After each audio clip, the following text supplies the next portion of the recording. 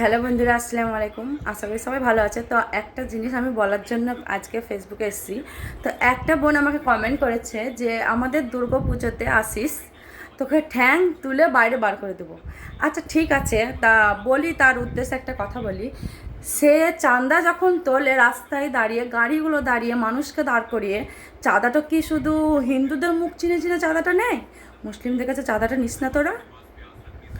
প্রত্যেক পুজোতে, কালী পুজো বল, দুর্গা পুজো বল, সরস্বতী পুজো বল, মনসা পুজো বল, প্রত্যেকটা পুজোতে তোরা চাঁদা তুলিস। শুধু কি হিন্দুদের মুখ চিনেছে চাঁদা নিস? আমরা কি তোদেরকে চাঁদা দিই না? আর তোরা যেটা বলছিস যে দুর্গা পুজোতে আসিস, অবশ্যই বলবো যে আমাদের এমনই মূর্তি পুজো বা মূর্তির ঠাকুরের মুখ দেখাও হারাম। তবুও আমরা বলেন কেন মুসলিমদেরকে যে চাঁদা নেয় না নাকি? মুসলিমরা কি মানুষ নয়? মুসলিমরাও তো যায় হিন্দুদের এতে। আমরাও যাচ্ছি তোমাদের এতে, তোমরাও আমাদের এতে আসছো। এতে তো কোনো ভেদভাদ দিয়ে তো কোনো করার দরকার নেই। তাহলে আজকে এত হিন্দু মুসলিম কেন এইগুলো নিয়ে কেন এত মারামারি হবে? যদি তোমাদের পেটে বিদ্যা থাকে তাহলে তোমরা নিশ্চয়ই বলবে না, অশিক্ষিত হলে এসব বলবে। হ্যাঁ, সেই রকমই তাই বলবে না, অশিক্ষিত যারা তারা এগুলো বলবে। হ্যাঁ, পেটে যদি বিদ্যা থাকে না তাহলে কেউ হিন্দু মুসলিম ধর্ম নিয়ে লড়াই করবে না। আর সামনাসামনি যা বলার বলুক। হ্যাঁ, সামনাসামনি বলুক। ধর্ম নিয়ে তো কোনো না, নিশ্চয় পেটে বিদ্যা থাকলে এইসব করবে না। যারা ছোট লোক তারা একমাত্র ধর্ম নিয়ে আলোচনা করবে না। তো কর না, কোথায় চাকরি হচ্ছে না, কতজন না খেয়ে মরছে, হসপিটালে দেখা তো, হসপিটালে এমন এমন পেশেন্ট আছে যাদের ভালোভাবে চিকিৎসা হচ্ছে না, সেইগুলো দেখ, সেই দেশের দিকে দেখ। দেশকে মানে পরিবর্তন করার জন্যই তো তোরা এসেছিস। তাইলে তোরা তো একটা ভোট দিসনি, ভোট তো আমরা দিয়েছি। শুধু শুধু হিন্দুদের ভোটে তো আর বিজেপি সরকার চলে আসেনি, মুসলিমরা ভোট দিয়েছে। তাহলে আজকে হিন্দু মুসলিম নিয়ে এত লড়াই কেন? কেন তাই তো দিদি বলেন তো, এত লড়াই কেন? সবাই ভোট ওদের তো ভোটে, হিন্দুদের ভোটেতে শুধু জিতে না, মুসলমানরা কি ভোট দেয়নি নাকি? এত কিছু লড়াই তো আমাদের উৎসব নিয়ে তোমাদের এত মাথা ব্যথা কিসের? তাহলে দেখলি তো আজকে কি অবস্থা হলো। তোরা নিজেরাই নিজেদের পেটে লাথি মারলি।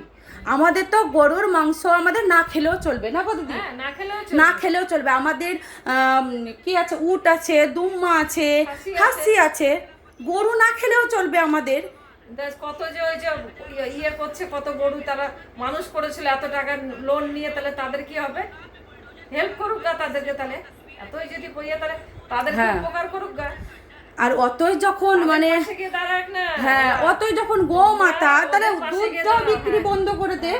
দুধটা কেন বিক্রি করছো? মায়ের দুধ তো বিক্রি হয় না, হয় কি? দাঁড়াও, যারা এত ইয়ে করছে, হয়ে আল্লাহ করছে গরু নিয়ে, তাদের পাশে গিয়ে দাঁড়াও। তাহলে মানুষের পেটে তোমরাই লাথি মারছো, জানো তো? তা তোমরা দেশ পরিবর্তন করতে আসোনি, এসেছো মুসলিমদের ওপরে অত্যাচার করতে। তাই বলি, পেটে যদি খানিক বিদ্যা থাকে না, এই ধর্ম নিয়ে বিধাভেদ লাগাবা না। আমাদের পাশের বাড়িতে হিন্দু আছে, মুসলিম আছে, একে অপরের বিপদে পড়লে কিন্তু একে অপরেই পাশে দাঁড়াবে। তোমরা কোনো মানে রাজনীতির নেতারা কেউ আসবে না, পাশের বাড়ির লোকজনই আসবে কিন্তু। তাই বলি সামান্য লোকরাই তো আগে আসে। হ্যাঁ, তাহলে তারপরে তো বাইরের লোকরা, কি পার্টি পলিসির লোকরা, কি পরে আসে, তারা তো পরে আসে। হ্যাঁ, আশেপাশের লোকরাই তো আসে, সে যে জাতি হোক। আর আমরা গরুর মাংস খুব কমই খাই। অনেক মুসলিম আছে গরুর মাংস খায় না, তাই তো? গরুর মাংস খায় না, কি তাদের হয় না? এত কিসে তাহলে এত লড়াই কেন? হিন্দু মুসলিম এত ধর্ম নিয়ে লড়াই কেন? দেশ ভালো করতে এসছো, পরিবর্তন চেয়েছো, সেই পরিবর্তনটাকে করো। শিক্ষার দিকে একটু তাকাও। তারপরে চাকরি হচ্ছে না সেদিকে তাকাও, অঙ্গনারীর ওইদিকে তাকাও, কে খেতে পাচ্ছেন না সেদিকে তাকাও। সেদিকে না তাকিয়ে মানুষের পেটে লাথি মেরো না। তৈরি করুক যে ছেলেপেলেরা খেটে খাবে, যা বিদেশে যাচ্ছে, কত কষ্ট করছে বিদেশে গিয়ে, সেগুলোর দিকে ধ্যান দে। আর যারা সবারই উৎসব, ধর্ম যার যার উৎসব সবার, তাই বলি ধর্ম নিয়ে বিভেদ করো না। তো যাই হোক, আমার ভিডিওটা কারোর হয়তো অনেক খারাপ লাগতে পারে, কিন্তু আমার কিছু করার নেই, যা ইচ্ছে তাই মনে করো।